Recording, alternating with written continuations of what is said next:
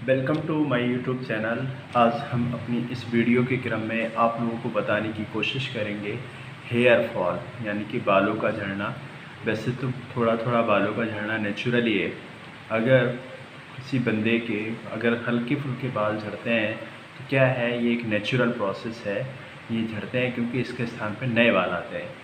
अगर कोई अब इसमें किसी बंदे को अगर लगातार लंबे समय तक ये बालों का झड़ना लंबे समय तक बना रहता है तो ऐसे में उसको चाहिए कि उसको तेल, शैम्पू या फिर कह सकते हैं कि साबुन, ये सारी चीज़ें प्रॉपर नहीं हो जाती।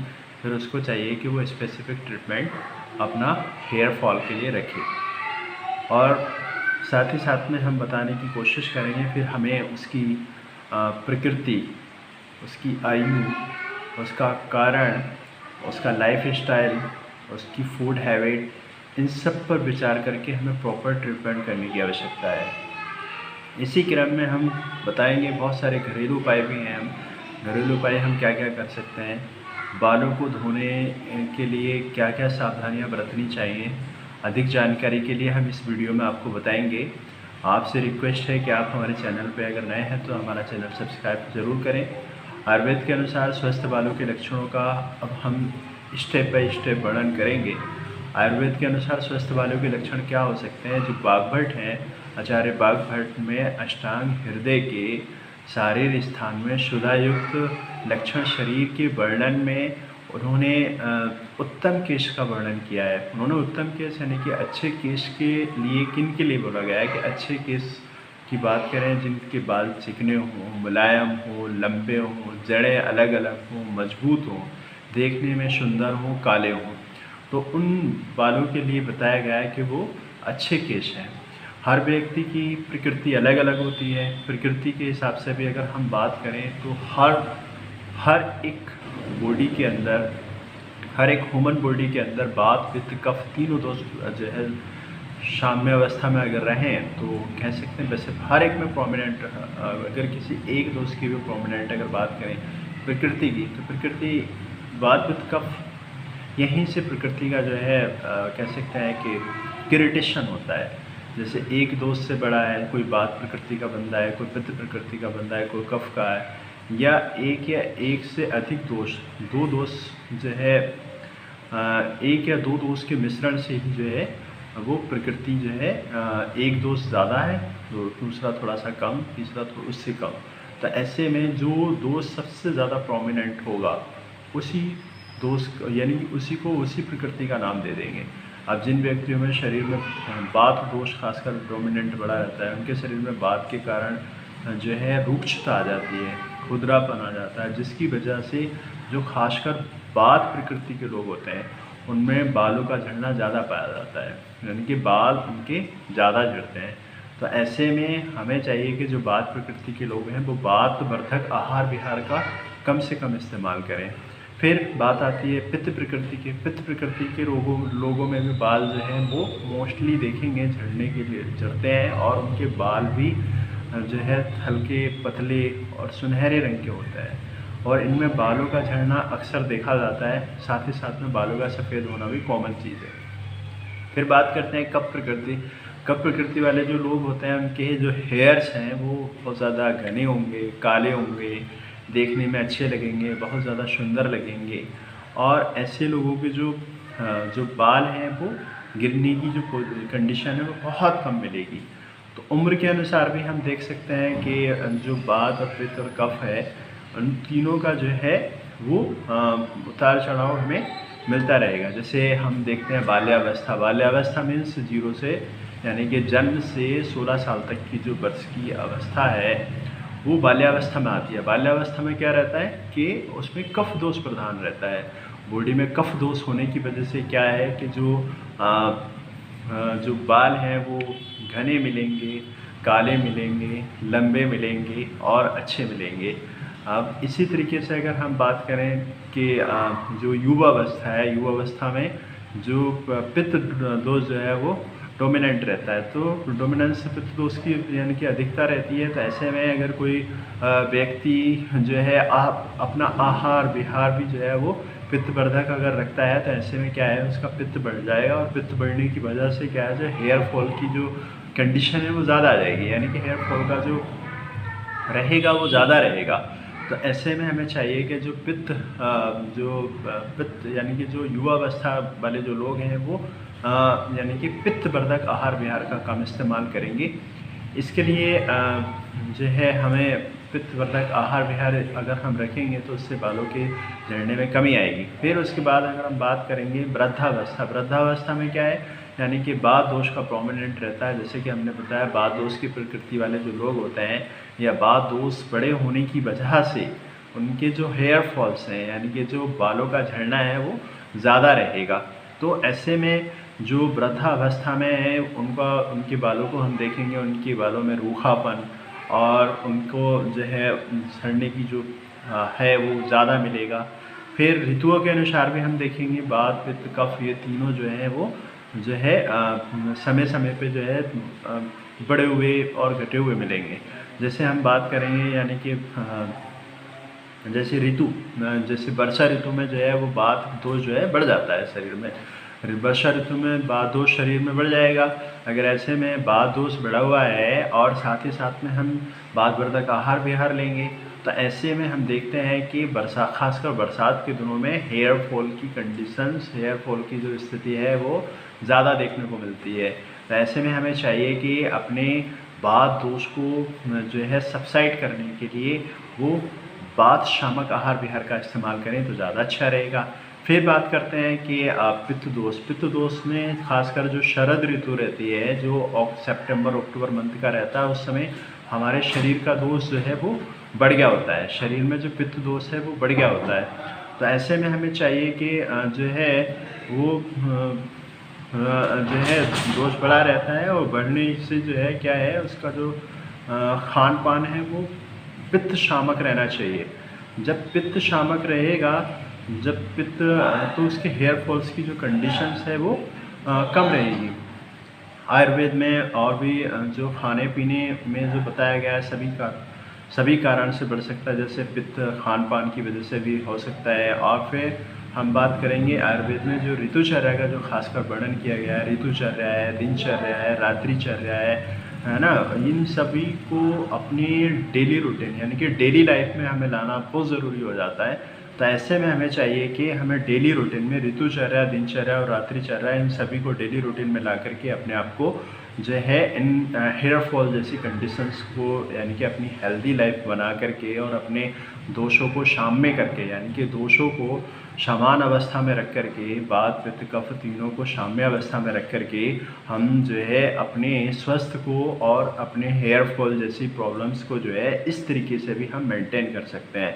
फिर बात कर रहे हैं main cause of hair falls, यानी कि मुख्य कारण क्या क्या हो सकते हैं। जैसे कोई व्यक्ति लंबे समय से बीमार है, खासकर उसको फीवर जैसे जो है सिम्टम्स बार बार देखने को मिलते हैं, तो ऐसे में हमें देखते हैं कि पेशेंट के हेयर फॉल जैसी कंडीशंस हैं वो ज़्यादा मिलती हैं। फिर बात करेंगे खून की कमी से, यानी कि हीमोग्लोबिन का अगर किसी बॉडी के अंदर अगर कमी पाई जाती है, तो जैसे हम देखते हैं कि महिलाओं में मासिक स्राव यानी कि जो मेंस्ट्रुअल पीरियड्स है, और साथ ही साथ में जो पाइल्स वाले जैसे केसेस रहते हैं, उनमें जो पाइल्स की वजह से, हेमोरॉइड्स की वजह से जो ब्लड का लॉस हो जाता है, तो ऐसे में हम देखते क्या है कि उनमें हीमोग्लोबिन की कमी हो जाती है, खून की कमी हो जाती है। खून की कमी के कारण भी जो है हमारी बॉडी में जो है कह सकते हैं कि जो बालों का जो है वो मुख्य कारण हो सकता है, बाल ज़्यादा झड़ सकते हैं। आयुर्वेद में हमें एक खालित्य एक शब्द मिलता है। खालित्य मतलब जो है बालों का समय से पहले झड़ जाना, यानी कि हेयर फॉल्स बताए गए। तो उससे जो है ना आहार कैसा रहना चाहिए, यानी कि खालित्य को अगर दूर करना है तो उसमें आहार कैसा रहना चाहिए।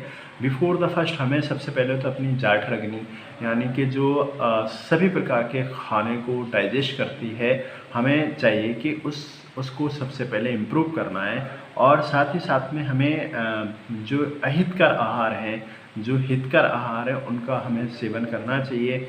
जो अहितकर आहार है उनका हमें त्याग करना चाहिए। जैसे कि बहुत सारे लोग जो है आजकल आदी हो चुके हैं चाउमीन, बर्गर, डोसा, पिज्ज़ा ये वगैरह वगैरह, ये सारी चीज़ें क्या रहती हैं, ये कहीं ना कहीं वात और पित्त का प्रकोप करती हैं, जिसकी वजह से हेयर फॉल्स की जैसी कंडीशंस हैं वो ज़्यादा देखने को मिल रही हैं।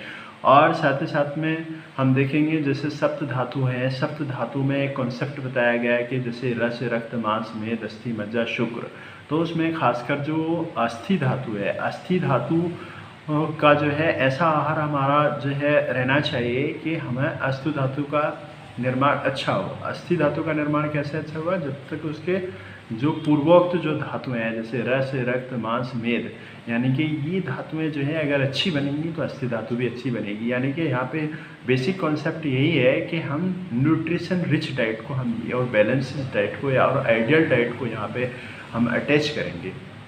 तो ऐसे में हम देखते क्या है कि जो अच्छी यानी कि अस्थि धातु का अच्छे तरीके से निर्माण कर सके ऐसे आहार का हम इस्तेमाल करेंगे, तो उससे हम देखते क्या है जो हेयर फॉल्स जैसी कंडीशंस है और हेयर जैसी जो प्रॉब्लम्स है वो दूर हो जाएगी। फिर कुछ हार्मोनल चेंजेस की वजह से हमने देखा है कि खासकर जो थायराइड ग्लैंड्स है वो उसके बहुत सारे हार्मोन सिक्रेशन होते हैं। उन हार्मोन सिक्रेशन की वजह से क्या रहता है कि जो है हार्मोन सिक्रेशन की वजह से जो हाइपोथायरॉयड है और हाइपरथायरॉयडिज्म जो जैसी प्रॉब्लम्स है उनको दूर करने के लिए हमें जो है जो अपने हार्मोन जो इनबैलेंसेस हुए उनको बैलेंस करना ज़रूरी हो जाता है। अगर इनबैलेंस की कंडीशंस में जो है ना हेयर फॉल्स हमें देखने को मिल सकते हैं।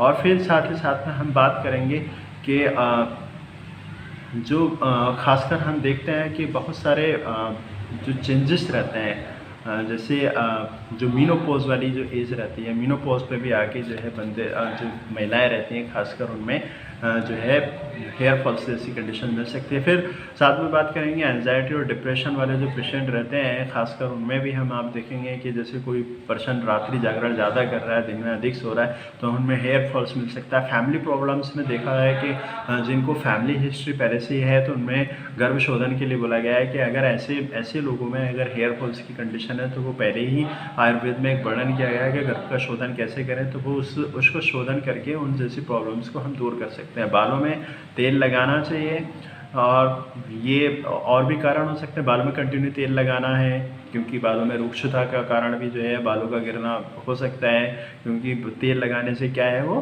जो है जो बात है वो बात शामक गुण रहते हैं तेल के अंदर। शैम्पू ज़्यादा इस्तेमाल करना है या कॉस्मेटिक केमिकल यूज़ ये सब नहीं करने चाहिए।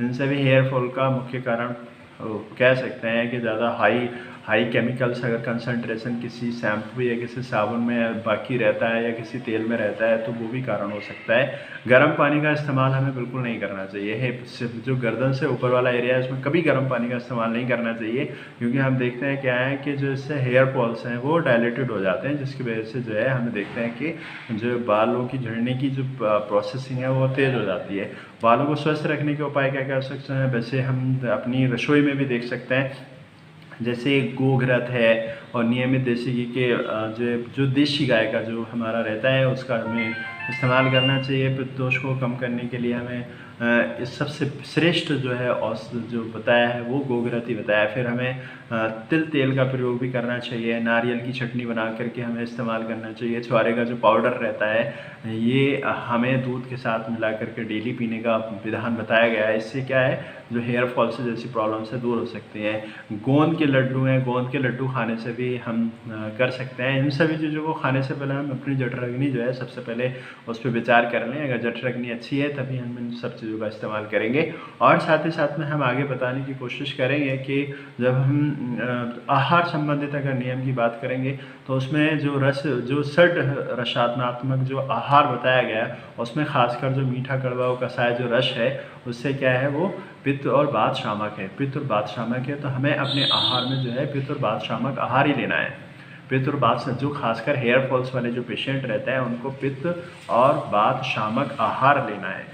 तो उसमें कौन कौन से हम रस युक्त खाना ले सकते हैं, जैसे मिठाई हो गई, कड़वा यानी कि कड़वा हो गया, फिर कषायला का जो कषाय रस प्रधान होते हैं हम इनको ले सकते हैं। इसी के साथ में हम कुछ जैसे गिलोय का चूर्ण गिरद के साथ हम ले सकते हैं, आंवला भी कषाय रस प्रधान होता है, अनुरस उसका कषाय रस होता है, तो इस वजह से हम इसका भी इस्तेमाल कर सकते हैं। ये एक रसायन भी है, इसको अनेक फॉर्म में हम मार्केट से पा सकते हैं, ताज़ा भी ले सकते हैं और जो है मुरब्बे के रूप में भी ले सकते हैं। बालों को धोने के नियम की हम बात करेंगे। सबसे मेनली ये रहता है कि हम किस तरीके से बालों को धोएं ताकि हमारे हेयर फॉल से जैसी कंडीशन है वो ना हो।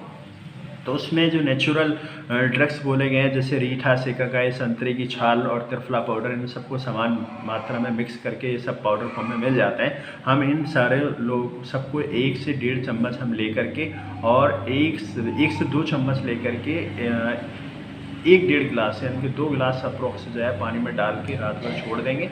हम जो है सुबह को उसको छान करके उसी पानी से अगर हम जो है अपने सर को धोएं, अपने हेयर्स को धोएं, तो उससे हमें जो है हेयर फॉल से जैसी जो प्रॉब्लम्स है उससे मुक्ति मिल सकती है। साथ ही साथ में अगर हम बात करें कि जो है क्या क्या हम जो है हेयर्स के लिए खासकर सबसे पहले हमें थोड़ा सा ध्यान रखना है कि अपनी जो हेयर रूट्स रहते हैं, जो जड़ों में सर होने से पहले, यानी कि जो हेयर वाले जो सर वाले हेयर्स हैं, इनको धोने से पहले हमें क्या करना है कि जो है उनकी जड़ों में कोई भी तेल या छाछ या फिर जो नारियल का जो रहता है उसकी चटनी बना करके उसकी जो है पेस्ट रूप में बना करके हम उसको ले सकते हैं। तो बालों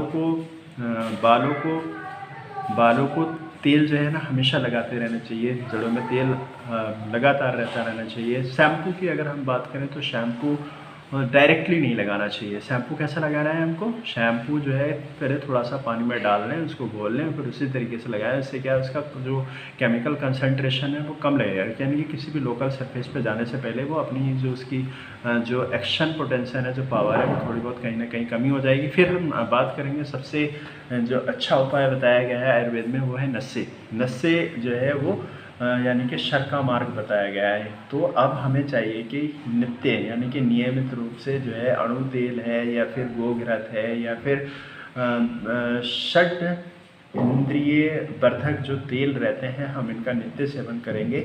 और साथ ही साथ में हम जो पाद अभ्यंग बोला गया है, पाद अभ्यंग यानी कि जो पैरों की जो मसाज है वो भी कहीं ना कहीं हेयर फॉल्स को जो है बचाने में सक्षम है। और साथ ही साथ में एक सबसे बढ़िया जो हम आपसे बताने की कोशिश करेंगे, किसी भी रजिस्टर्ड प्रैक्टिशनर से, खासकर जो आयुर्वेदा प्रैक्टिशनर है उनसे जा कर के हम शिरोधारा भी करा सकते हैं। वो अपनी युक्तिपूर्वक अपना आपकी प्रकृति,